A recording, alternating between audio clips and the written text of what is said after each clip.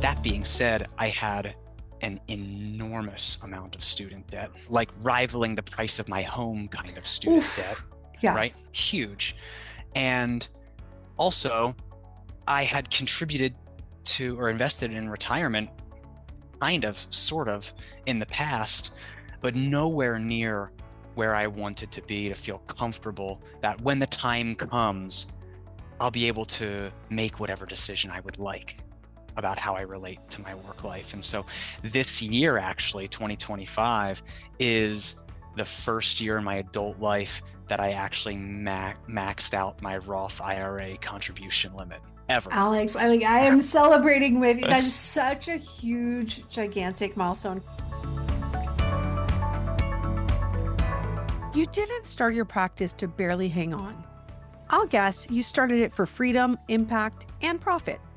This is Therapy for Your Money. I'm your host, Julie Harris. I'm an accountant, author of Profit First for Therapists, and CEO of Green Oak Accounting. Over the years, my team and I have partnered with hundreds of private practice owners, whether they're just getting started, scaling into thriving groups, or even preparing to sell. We've seen it all, and we know exactly what makes a practice tick financially. On Therapy for Your Money, I'll help you build a business that truly works for you. You'll get quick, actionable tips and episodes so that you can grow a profitable practice, increase your financial confidence, and pay yourself unapologetically. Because your work is way too important for you to burn out or go broke doing it. Love the podcast? Make sure to follow and give us a 5-star review. Here is Therapy for Your Money.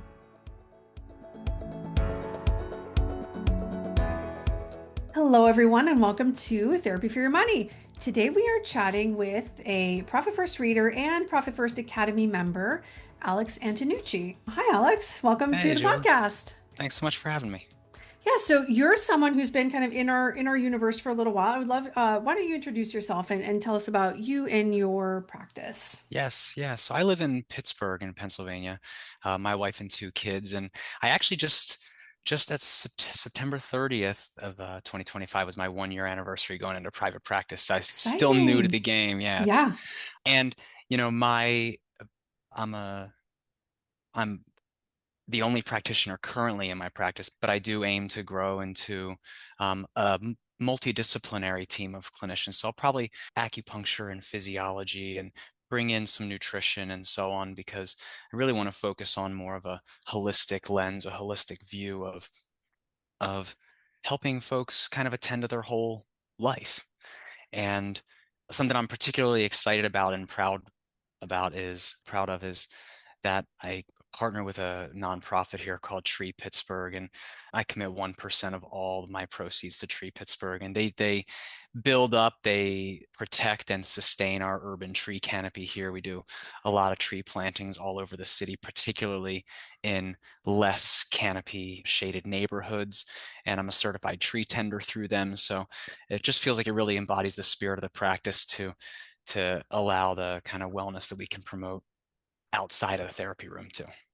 Alex, I love that. I'm curious how you adapted Profit First for this 1%. Do you have a specific account just for your donation? Yeah, I have a savings account for my donation. That's right. I love that. I love that. Okay. So take us back to the beginning of your Profit First journey. What did that look like? Yeah, so I was really in the brainstorming stages of my practice in general. And a family member of mine who happens to be an LCSW just gifted me your book and said, "Hey, check this out." And this was months before I was starting. And so I dove right in, and I don't know what else to say besides it just made intuitive sense to me. And I've shared some things in the past about how I felt like I only had my hands around some hopes or ideas of what the finances would look like, how I would like things to be. And so kind of diving into the profit first model really gave me a structure to lean in hard on and reduced this kind of rumination of decision making and wonderings that I, as a first time business owner, was apt to kind of get tangled up in. Yeah. So you were then like before even opening the doors, right? Where the practice is just a seedling of an idea in your mind. Mhm. how did that structure kind of inform some of the decisions that you made in those early days as you're setting things up? So right out of the gate, I went and opened up all my bank accounts, of Okay. course, right? And it made me take a hard look at my goals for the practice. Where do I want to be in a year? How much are things really going to cost me? And based on that, right out of the gate, I could determine what I was going to pay myself first and foremost, right? What did I want to take home? What was going to stay in the business? And over time, as I've gotten more clear about my vision and what that was actually going to take, I was able to change my target allocations around. Now, I even tweak my target allocations on like a monthly basis based on Okay. extra things that are coming in. I want to, you know, I have more in my personal account than I was expecting. So I can pull down some percentage points and put it into my growth savings account instead and really just know that I'm going to meet my personal needs so I can afford to keep more in the business and have that amount grow more quickly. Yeah, so you said something that I want to come back to. A lot of times when someone is starting a private practice, the phrase I hear often is, well, I'm going to go into business for myself because I want to keep my full fee, right? I'm going to use air quotes there Right. because no one gets to keep their full fee. But what you said is, I could decide how much would stay into the business, right? So going and knowing there are going to be some expenses, I'm not going to get to keep everything. Like, how did you decide where you were going to fall there, like how much you were going to use to reinvest in the practice? So in order to minimize disruption, so before I went into private practice, I was part of a large group practice and I got paid a basically revenue percentage rate. Sure. And so in the very beginning, I just kept that rate because I'm Got like, it. I just want this to be sort of stable and sort of know what I'm working with. So I kept things simple in that way. But over time, then I've gotten more and more comfortable with actually paying myself less and less because I knew where that money was going. I knew what it was for, and it became a real joy to watch my accounts grow and grow. Okay, so do you now have a buffer in your OpEx account? It sounds like you also Yep. have a growth account, you have a donation account. Like how have you customized the system to work for you and your practice? So I have an OpEx account that I have a buffer in there, which I'm probably going to need to move my allocations because it just keeps growing. I'm like, okay, that's nice, Oh, but what a good like problem to I have. know it's an awesome problem, right? And then I also I am an S-corp, so I have an owner's draw account as well as a payroll account. And I put in a buffer every distribution for administrative costs because I decided to go with a medical biller.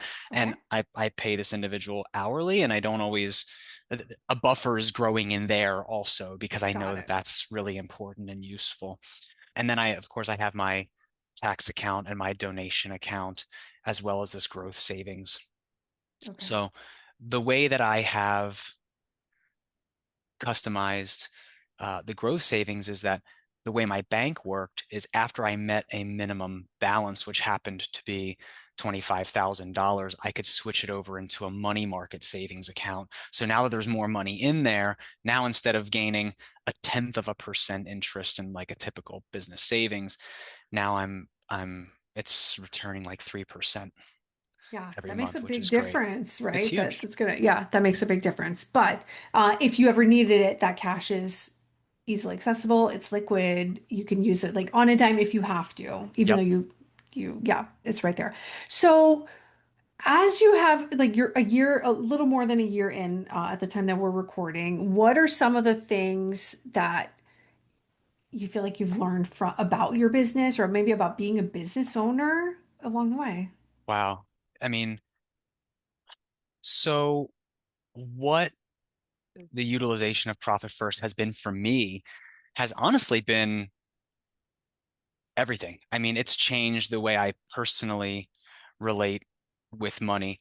I knew going into business as a first-time business owner, I needed to have grips on what I was going to be doing here. I really was committed to not wanting money, the finances, taxes, all of that to be a constant sort of gray cloud of worry that was Okay. following me around. I was Okay. really committed to figuring out a way. right? And after a handful of months of utilizing the model and feeling a lot more confident in my ability to not just make those decisions, but understand the repercussions of them, be a bit flexible, I started to take even a closer look at my own personal financial situation and realized that the reins I had on my own personal life were much too loose for my own comfort.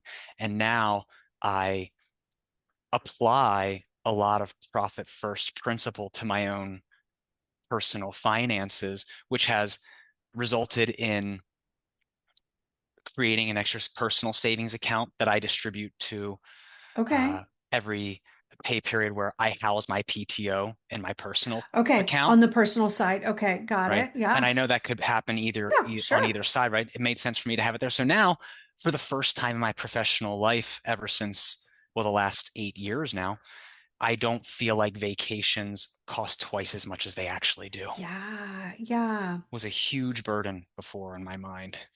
Well, and Alex, were you someone, prior to having your own business, did you feel like you had your arms kind of around like your financial life? Are you someone who was financially inclined or not so much? My relationship was finances was one in which I was always somewhat conservative. So thankfully, I didn't have any credit card debt Okay. or anything like that, which was great. I didn't get myself into a lot of tough positions. That being said, I had an enormous amount of student debt, Okay. like rivaling the price of my home kind of student debt, Oof. Yeah. right? Huge.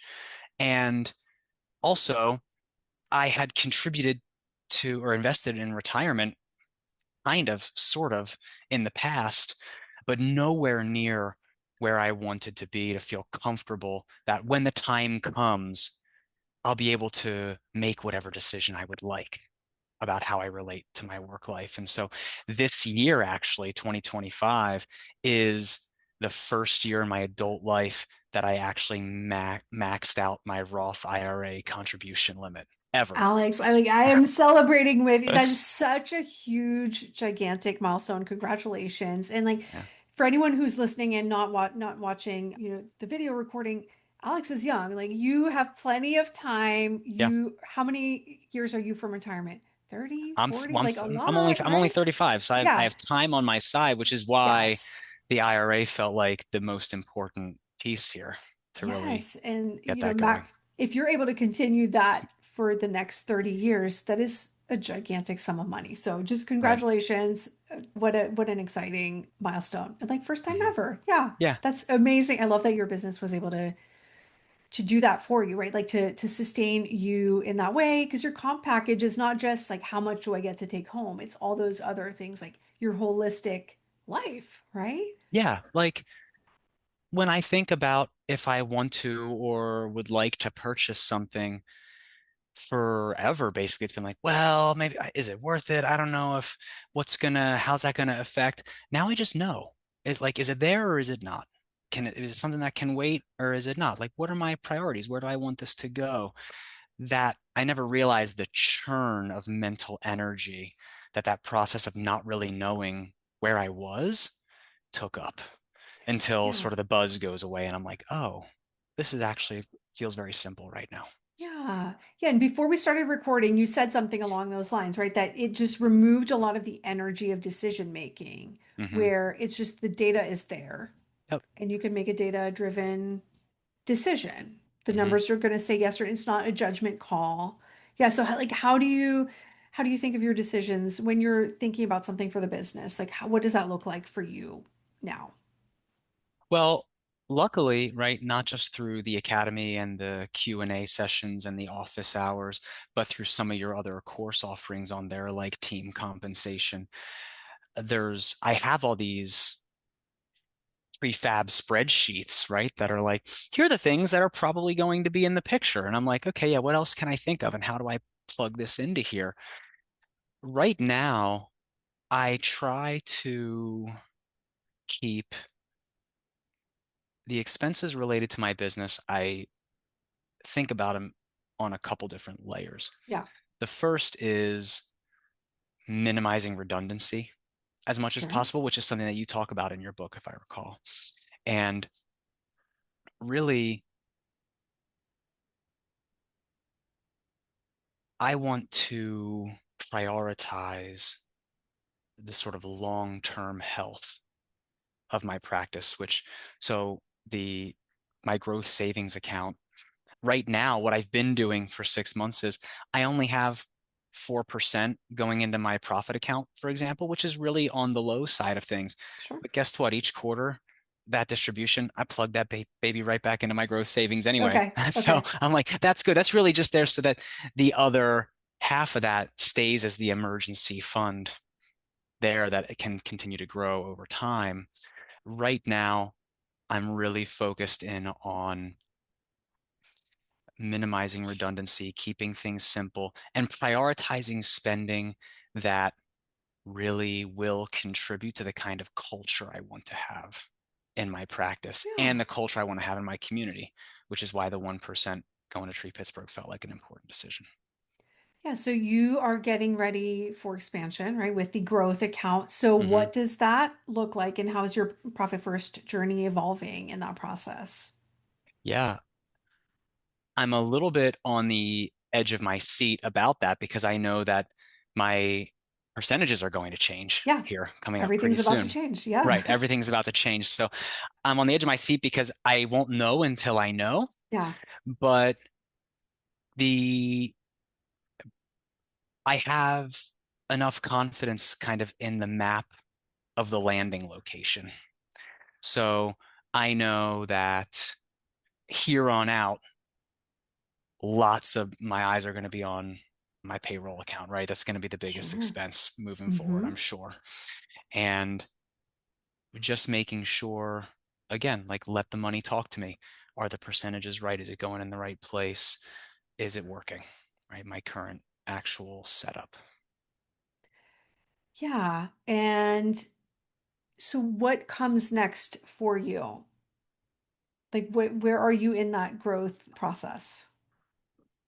Right now, I just finished today actually the kind of final copies of my job description, like an employment offer letter, which outlines all of the benefit options that I painstakingly over months worked in all those spreadsheets to be Okay. able to offer a 401k with the employer contribution. Like I chose to do a non-elective contribution, which means that my business is going to contribute 3% to folks' retirement plans, regardless of whether they contribute at all. That feels Wow, really that's a really important to me. generous. Yeah, that's a generous benefit. Well, it felt important to me because I think about my past and the Sure. fact that I wasn't anywhere near where I want to be now at 35, that maybe there are folks who don't have their eyes totally on that place. And I want to make sure that that their work here in my practice can support their long-term health anyway. I'm able to offer PTO for folks. And again, all of this with total confidence that I'm going to be able to offer these things basically from day one because I know how much all of them are going to cost. I know where the revenue is coming from. I know where it's going to be. And it's going to scale and be sustainable in the beginning, but also down the line when I have a whole group of clinicians and things get administratively exponentially more complicated. I've already been able to factor those things in. So the monies for that exponential growth and support needs is already there. It's already baked in. I am just so excited for you. I do want to mention for our listeners, it's completely okay, right? So a lot of folks will make that first offer, hire the first person with no benefits. And Mhm. that's completely okay, right? That is very common. What you're doing, Alex, is actually, I would say, uncommon. Yeah. And I think it's amazing that you can have such certainty in setting that up and just like I can see it just in your demeanor, right? Like I know that it's going to be okay because I've run the numbers and you know. Mhm. And so even though it's probably going to feel a little bit like uneasy as you go from just you to plus one, right? You're essentially doubling the practice, and so like everything will shift. But you also know that it's going to be okay because Mhm. this is doable, which is such a great place to be. So what is the end goal? Like in 5 years, what does your practice look like? In 5 years, I'd say I'd probably like to be at around 8 to 10 clinicians. Okay. I want to uh,